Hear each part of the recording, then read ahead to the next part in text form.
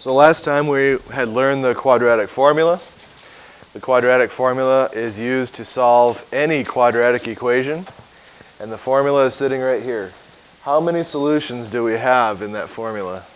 There are two, and the reason we have two is because of the plus or minus sitting right there. So you will always have two, unless one special thing happens, and that's what we're going to talk about today once we get through with these practice problems here. So the quadratic formula, once again, is x equals, and then we have negative b. So it is supposed to be negative. We put the negative sign down, and then we write down whatever b is. If b is negative, then fine, we write negative, negative.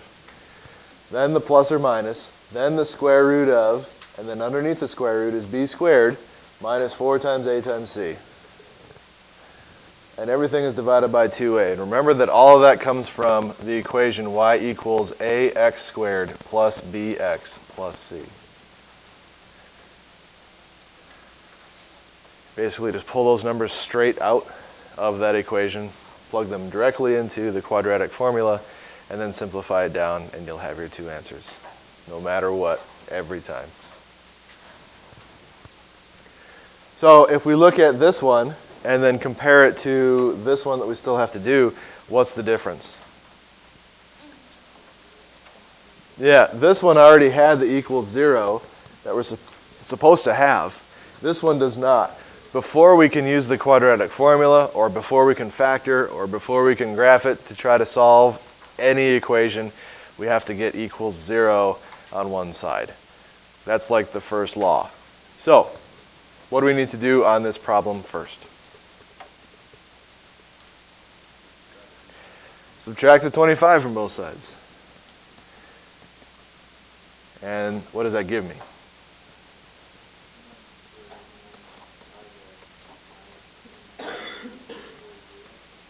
Okay.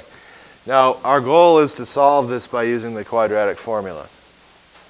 Last time I told you that you do not have to do anything else besides get equals 0 on the other side. You are able to go straight into the quadratic formula right now and solve. If you wanted to, you could factor out a GCF if there is one, but it's not going to change your answer in any way. It might just be more work. But factoring a GCF out does give you smaller numbers. Do you see the GCF on this one? Of 5? Yeah. So you could actually factor out the GCF, and then because of the fact that we have an equation, you could divide both sides by that GCF to make your numbers smaller. The only thing that's going to happen is you make the numbers smaller. You still have to do the quadratic formula, so it's like actually adding like one more step, maybe 2 more steps. So you don't have to do that. But you need to be comfortable with working with larger numbers. So let's go straight to the quadratic formula here and see what happens. X equals what? Negative negative 5.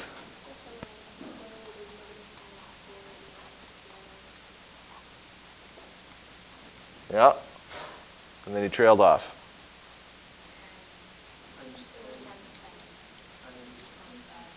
Times negative 25.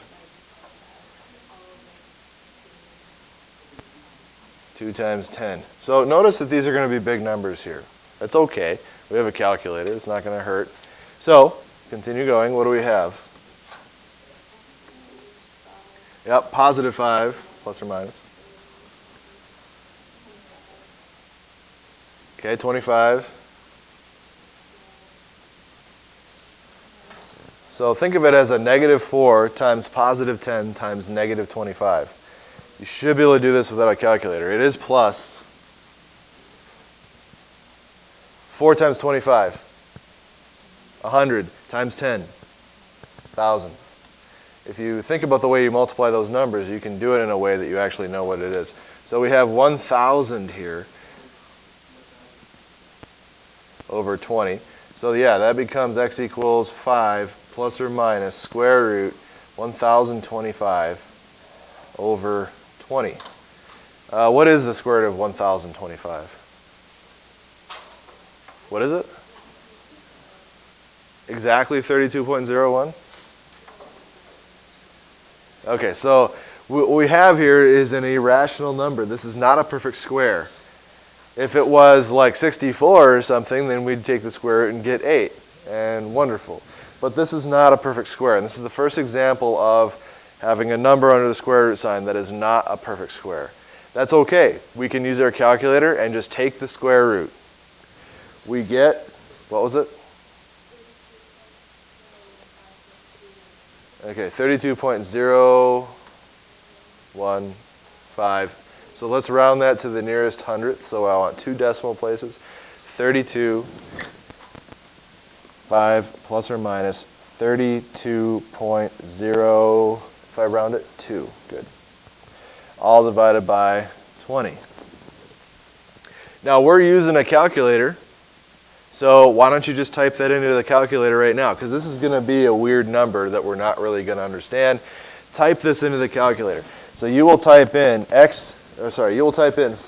plus 32.02. Depending on how you set it up, you might hit enter first and then divide by 20, or you might put this in parentheses and then divide by 20, or you might use the template that gives you the fraction so that you know that you're entering things into the numerator and into the denominator, and then press enter.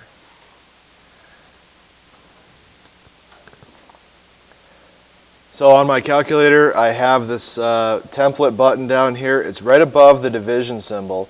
If you look above that, it looks like a box divided by a box. So I'm going to control and then press the division symbol, and it gives me that template. And now I can type in the 5 plus 32.02. So 5 plus the 32.02, and then press down to get into the denominator, and I'm dividing by 20.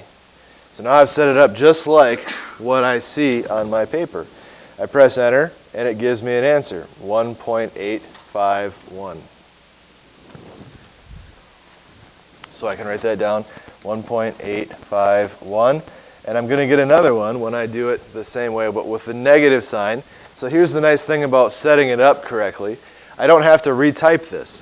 All I have to do is, on my calculator, press up to highlight the thing that I just entered in, and press enter, and that will bring it down. And then I can move my cursor in.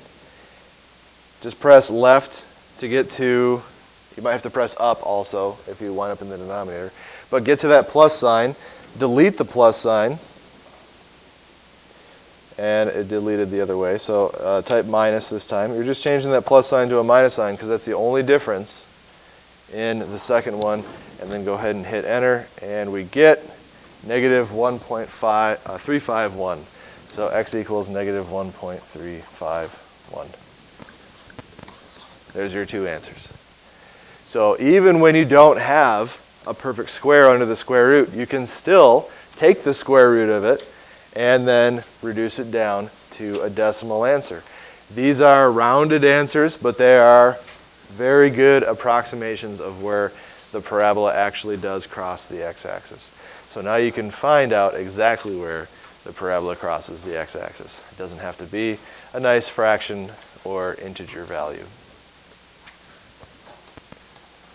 All right, let's see if we can solve these 2 equations using the quadratic formula. Let's do that first one first only. So let's talk about this one. I'm going to leave my calculator up just in case we have to take the square root of something that's weird. If it's not a perfect square, then we will have to do that. What should I do first on this problem? We need equals 0. We need to move that 12 right away. So we're going to subtract 12, like you guys said, and we get x squared minus 4x minus 12 equals 0. Now what? Quadratic formula. So x equals negative negative 4. What is negative negative 4? It's 4, so I'm just going to write 4. Plus or minus square root negative 4 squared. What is negative 4 squared? It's 16. So I'm going to write 16 because that's something I can do right now in my head. Just trying to make life a little bit simpler. Save a little space on your paper. Now what? Minus 4 times 1, because that's A, and times negative 12 for C. All divided by 2 times 1, and what is that? 2. So I've already kind of made life a little bit simpler with little easy things that we can do right off the bat. Do not do this in your head, though. Never do this in your head. Even in Algebra 2, I don't even let them simplify that in their head. You can do this, you can do this, and you can do this, but I need you to write that down. That way you won't make sign mistakes or other little things, okay? Now, x equals 4, we can't do anything with that just yet, plus or minus square root. Now, we have this negative 4 times 1 times negative 12. What is that? What? Yeah, it's positive 48. Now, positive 48, and then I got that 16 sitting there. What do I get when I add those two together? 64. So there's a little bit of shortcut that we can do here and save ourselves a couple of steps. I have to multiply this out. I get positive 48. And then, since I have a calculator sitting right in front of me, I can also add that to 16 right away and get my square root of 64 divided by 2. So I've really saved like 2 steps here. Next step, x equals 4 plus or minus what? Yeah, 64 is a perfect square, so that's really nice. The square root of 64 is 8 divided by 2. Now we're ready to split this up and solve. So I'll split it up in my head. I have 4 plus 8 divided by 2, and I have 4 minus 8 divided by 2. That's stuff I can do in my head. So 4 plus 8, what is that? 12, and then we got to divide by 2, and we get 6. There's one answer. X equals, then we have 4 minus 8 divided by 2. What do we get? 4 minus 8. Negative 4 divided by 2. Negative 2. There's my 2 answers. If I were to plug these 2 things back in up here in the original problem, I should get 12 equals 12 in both cases. If I were to graph this equation right here, I would see a parabola that does what? Crosses the x-axis at 6 and negative 2. And I'm going to show you that. You can graph parabolas on your calculator. This is called the graphing calculator for a reason. We can graph on a graphing calculator. So let's enter in this equation exactly the way that we see it right here. Notice that I'm using the equals 0 version, not the original here, because this actually is going to be treated like the y, or the f of x. So I'm going to type in x squared minus 4x. X is down there, and then the square button is right there. Then minus 4x, and then minus 12. Make sure you're using the minus sign, which is there, not the negative sign, which is the one next to the decimal point. And it's minus 12. And I hit enter, and you notice that the parabola is too big for the window, so we can zoom out, but notice where it's crossing. Here, which appears to be negative 2, and here, which appears to be 1, 2, 3, 4, 5, 6. Just like our answer showed us. Now, I think I've showed you how to zoom out before. You can move your mouse cursor onto one of your axes, and the cursor will turn into a little hand that's open, like it wants to grab something. You can click in the center right here on this center button and hold, and that hand will close on the axes. And then you can drag in, and that will zoom out for you. And now you can see that parabola. All parabolas can be graphed on the graphing calculator, which means you can find your answers very quickly using the graphing calculator. You can check your work. If you have to graph a parabola by hand, you can check your work on a graphing calculator. But what you cannot do is use the calculator to make your graphs for your homework or your quizzes or your test. Because I still will need to see the table. I still will need to see you plot points. You cannot just kind of sketch the parabola based on what you see. Okay? That's a skill that you have to know how to do. All right, we have another problem here. 2x squared minus 17x plus 8 equals 0. Let's see if you can get that one done, and then we'll talk about it. Go ahead. Is there anything we have to do to this one before we get started?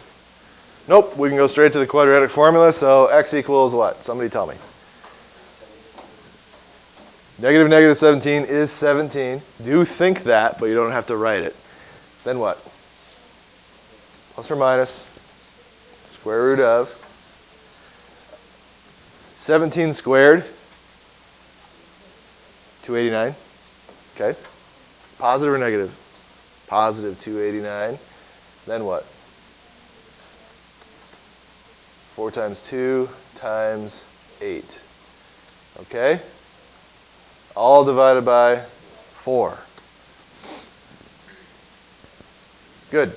X equals.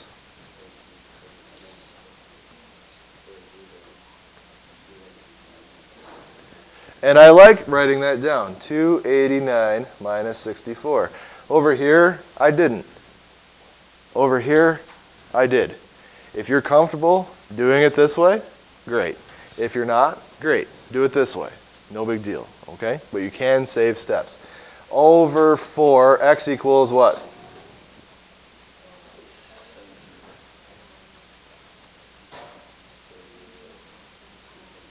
$225 over 4. And is 225 a perfect square? Yeah, what is it? The square root of 225 is 15. So we have x equals 17 plus or minus 15 over 4. And these numbers are nice enough that you probably can do it in your head.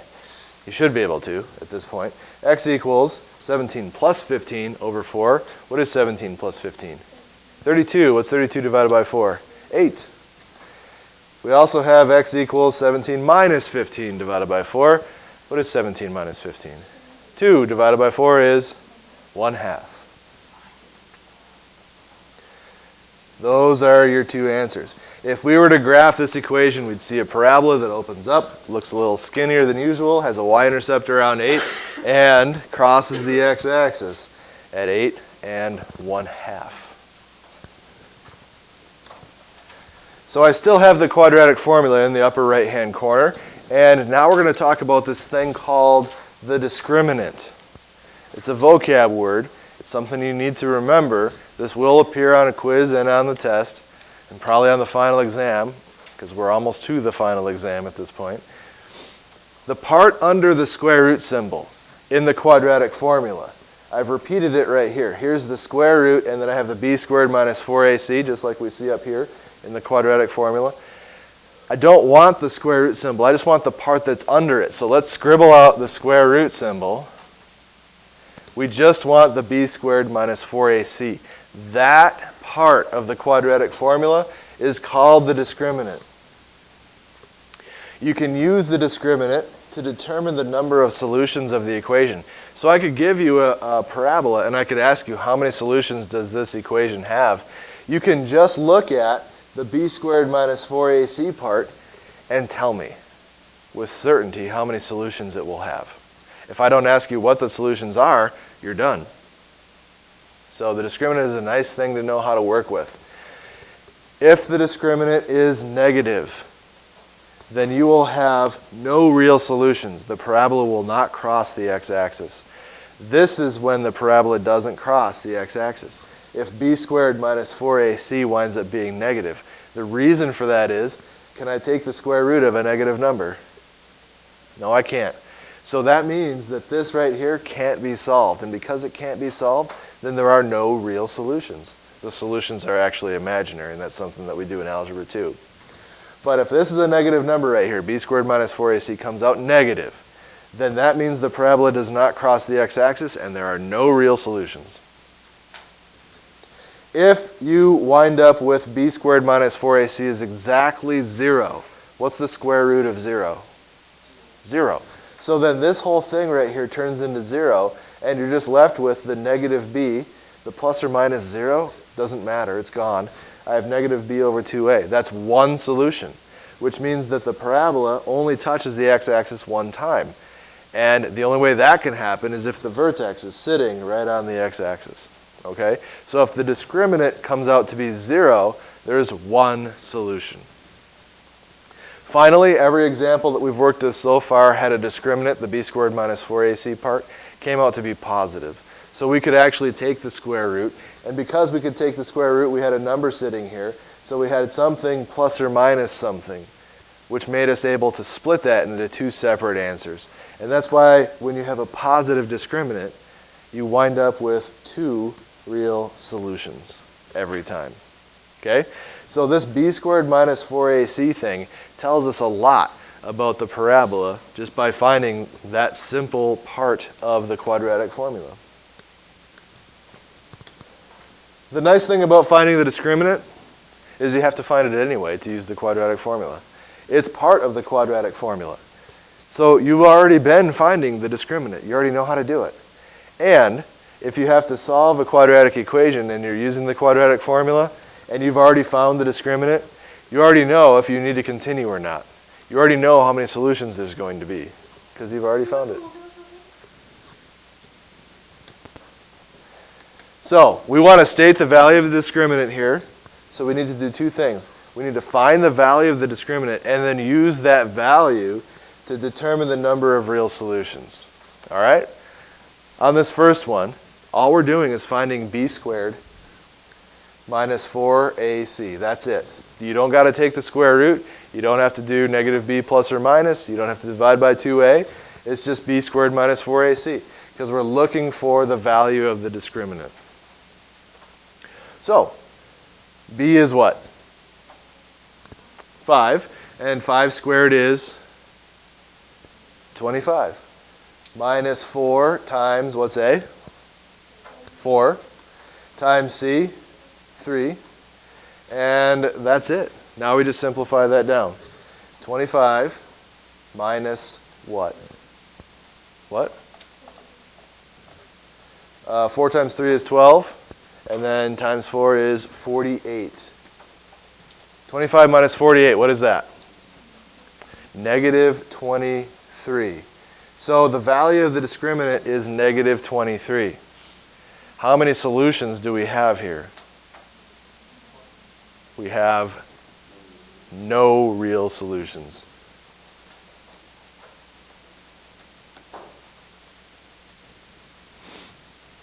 The value of the discriminant was negative there, so we have no real solution.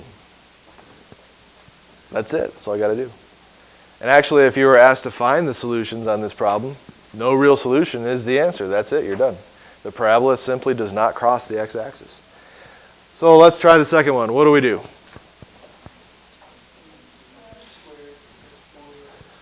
b squared minus 4ac, and then fill in the letters. What do we have? 11 squared. What is 11 squared? 121 minus 4 times 2 times 15. Okay? Is that it? Simplify. So we have 121 minus what? 120. 4 times 15 is 60, times 2 is 120. So we have 121 minus 120. 121 minus 120 is 1. The value of the discriminant is 1, which means we have how many real solutions? 2. The number 1 is positive, and this positive result is what tells me I have 2 real solutions.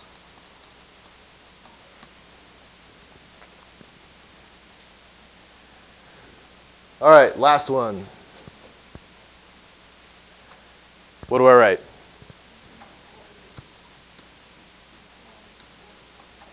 Good. And now what?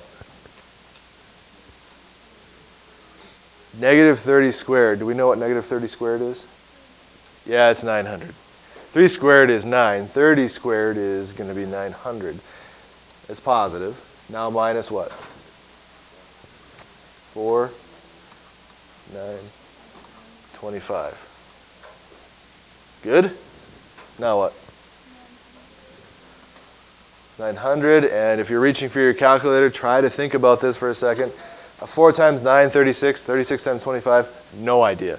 But 4 times 25 is what? 100, and then 100 times 9 is 900. So minus 900, what do we get? 0. We get 0.